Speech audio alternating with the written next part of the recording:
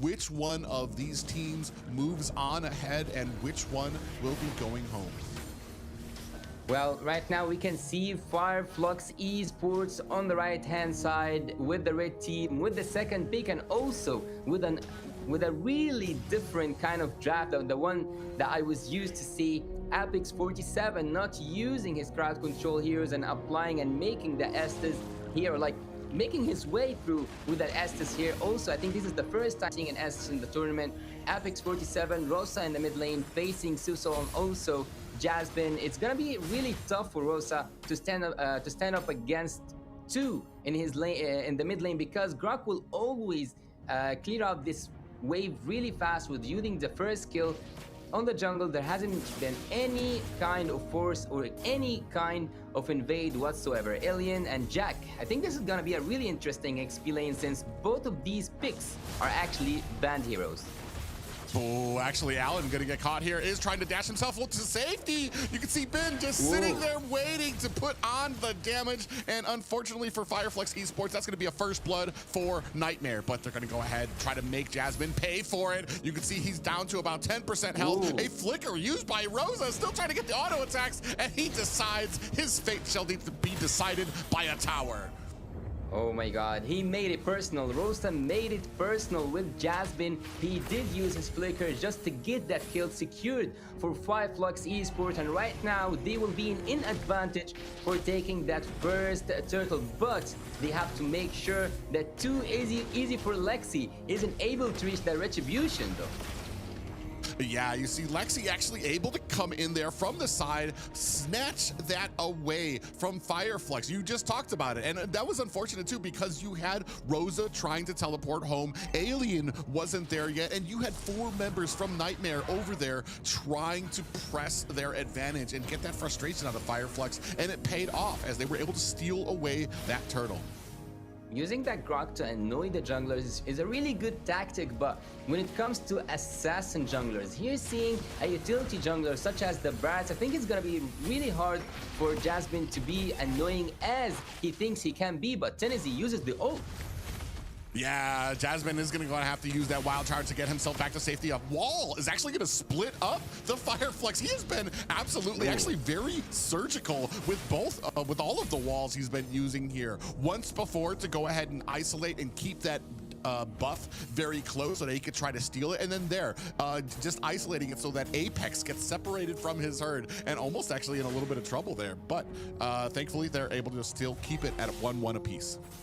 Well, I think I would take a little bit back of what I said, saying that the Grok wasn't as successful as it needs to be after seeing the gap between both junglers. But here, he's trying to farm both lanes with the Claude, and going back to my point, I was saying that look at the XP gap when it comes to Tennessee, and also on the other hand, for Too Easy to Lexi, he was level 7 while Tennessee was level 5, moving around the map with the 2-man combo. Tennessee and also Apex47 are making sure that their team are getting the help they need in any lane they are asking for. Well, there is something that's really quite interesting that I've mentioned yesterday, and it goes like this.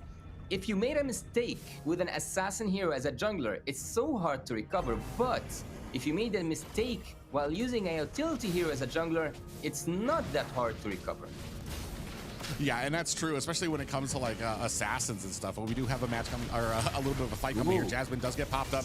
Detna's welcome. It's going to spit him back out. Lexi able to find another secure onto the turtle. And I just want to say the rotations right now from Niightmare have been so good, especially because Jasmine has been doing such a great job on this bin, making sure that he can refuse farm to the marksman up at the top, and both marksmen have now switched down to the bottom. And I think we're going to start seeing it in the gold discrepancy between Sunshine and Kami. Yeah, I totally agree with you. And looking at Too Easy for Lexi 2 times in a row, using his ultimate, the one that got a little bit of adjustment in the latest patch, not being able to be cancelled. But looking here, they want to get the kill on the CC. Yeah, Jack in a little bit of trouble here, putting on the damage, is going to go ahead and try to create that distance. Getting a lot, activates the Vengeance, but it's not enough to save him from 3 members of Fireflux, and this is going to be the first tower of the game. On the other side, though, Nightmare Esports are trying, and they did make that trade possible. Yes, they lost one of their members, but they took the bot lane too easy for Lexi, applying some damage. Yeah, and you can see here Jasmine in a little bit of trouble, gets popped up, and he is not long for this world as Rosa finds a kill there. The blessing of the Moon Goddess from Apex, able to keep the entire team healed and topped up through that fight. 1-3 in favor of fireflux from Turkey. After switching between both laners on the XP and the gold lane, I didn't see that much of a use for carry, especially because they gave all the resources, Fireflux Esports, towards the top lane and taking CC down and taking her turret down. But on the other hand, they have lost the only turret that actually can save carry from any invade. So maybe, just maybe, we might see another switch between those two. But speaking of which, and now looking at the timer, we have 6 minutes and 30 seconds almost into the game, and the second turtle has respawned. Yeah, and we can already see, I was talking about the gold discrepancy that we were going to be seeing. Carry sitting 1K behind the Claude. Cammy doing such a good job. Now we have the turtle fight here. Half health. Fireflux trying to zone up. A Nightmare coming in. Big final slash lands, and Lexi able to get another turtle. A final slash is out with the blessing of the Moon Goddess to keep the team healed up, and they are trying to give chase, but the mobility of Nightmare is too much. 5 men pushing in the mid lane against just 2 from Team Nightmare Esports. And looking here, Alien might just take it. They do withdraw and they do go to their own laning duties. It seems like it's really too easy for Lexi to take all of these turtles. Oh man, you can see that damage coming out from Sasul, and I do believe I saw an Abyssal Strike come out there from Lexi, which was able to take Tenzi down. I mean, even it doesn't matter how tanky you are, especially with how that Lexi is going to be able to burst through a lot of the armor with that Dyroth. So far, we haven't seen a Flicker Final Slash, one of the classics that our Lord can provide to us. And 60 seconds into, and the Lord will respawn, the first Lord of the game, but it seems like there will be a lot of pressure on the top lane. There might be a surprise coming from Jasmine. Nope, there's no surprise. They just made sure that Fireflux Esports knows that they are claiming that turret, and that turret is what they have got. In the mid lane, they are still trying to apply some pressure. Fireflux Esports are seeking solutions, even though the game, when it comes to numbers, almost seems even, but 3-2 with 3K behind when it comes to gold.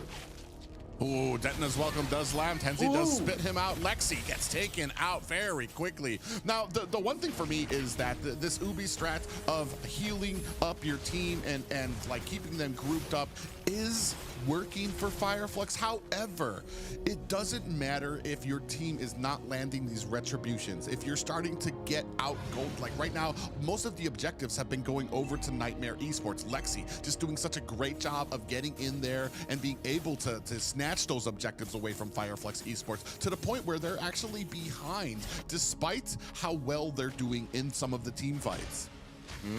Fireflux also, speaking of team fights, we might see a team fight being forced here, just using the Lord as an excuse for them. Fireflux and also Nightmare are preparing to go into that Lord pit, and as you said earlier on today and in the draft, the Lord range is now so much smaller than it used to be before, so there is no Lord dances that can last long, only claiming that, either zoning the enemy completely out or wanting to take that Lord with a fast, with applying all the damage and all the resources of your team to take it as fast as possible. Speaking of being fast as possible, we can see here that the Claude already have his Demon Hunter Sword, the Golden Staff, and everything he needs for the early game damage. And looking at the carry, she's 1.5k behind just from the Claude.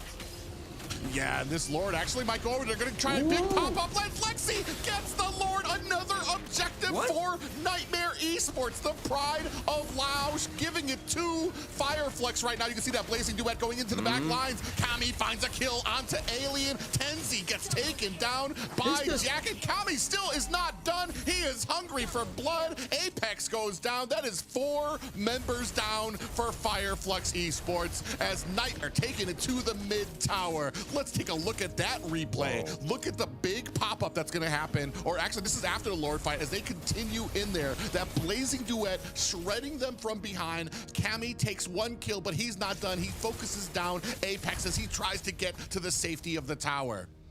A huge miscommunication happening between Alien and Tennessee in the previous moment in the recent replay. Both of them were affected by CC's ultimate, and both of them didn't move together, so they both went down. And not just that, they lost the Lord, so all the retribution battles have been won by too easy for Lexi. And not just that, they also won the team fight by almost wiping out Fireflux Esports, taking everything that could possibly be taken for them. All the secondary turrets are down, and the mid lane inhibitor turret is also affected and already without its own passive. So far, even though Private, the game is, again, when it comes to kills, it's even. But when it comes to strategy, so far Nightmare Esports is winning. Why do you think they are the one in control? Is it just because of the retributions? It's not just the retributions. It's the fact that Fireflux Esports, when it comes to a lot of these fights, Nightmare knows exactly what they need to do. They charge in at the right time. You have the Jasmine comes in with that charge as well to pop up right at the moment that you're supposed to be retrying. And then you have Lex coming in with the Abyssal Strike and the retribution to try to double his odds. You have the entire team working in fast with the jungler to make sure that once it gets to the point where you're supposed to be retrying, they're doing everything they can to push away, stun, pop up TNZ to give Lexi the best opportunity he has to be able to get those retributions. And looking at, ooh, they did? Yeah, Detna's welcome comes out here. Jasmine in a little bit of trouble, down to about 10%. He's gonna have to use that wild charge to get himself away, and gets away safety. Whoa, that was so close. I almost thought that he's out of the range of Tennessee, but looking at the itemization from the side of Nightmare Esports, I've just saw that they already have the Sea Helper, also the Necklace of Durance and the Dominance Ice. They are completely taking down the healing effect from Fireflux Esports, and right now seeing that second Lord spawning in the Land of Dawn, the first enhanced Lord in this game, and the one that can make a huge effect if it have been taken by Nightmare Esports. If they did win this retribution battle, if even they lost the Lord but got the team fight, they might just end this game while they are hot. Well, the thing is here too is on the side of a Nightmare Esports, you have Sissel who can come out with a final slash of their own because they can steal it. Jasmine has the wild charge that he can use too to kind of pop them up. And on the side, I feel like on the side of Fireflux, when it comes to some of these Lord fights, that's one of the things that they didn't factor is being able to protect Tenzi or being able to offset Nightmare Esports when it comes to a lot of these fights. Because I want to say, you can still see Nightmare Esports, they're not really looking for a fight. They're coming in, they're grabbing some of these Lords, and they're grabbing some of these objectives, and then they're kind of backing off unless they have a real big advantage. You can see here now them starting to step up. The Lord at about 10% down. We've already started healing Apex right now, or Apex is already starting to heal. We do have Rosa giving vision, letting them know where the rest of them are on the map, and you're gonna see as soon as this Lord starts to get low, the rest of the team's gonna come in and try to give Lexi an opportunity. From the back, you can see Kami standing up front, and the Lord has already been reset. And now the rest of Nightmare Esports, you can see Kami goes down to the bottom trying to get his stacks, and the rest of the team starting to split up a bit.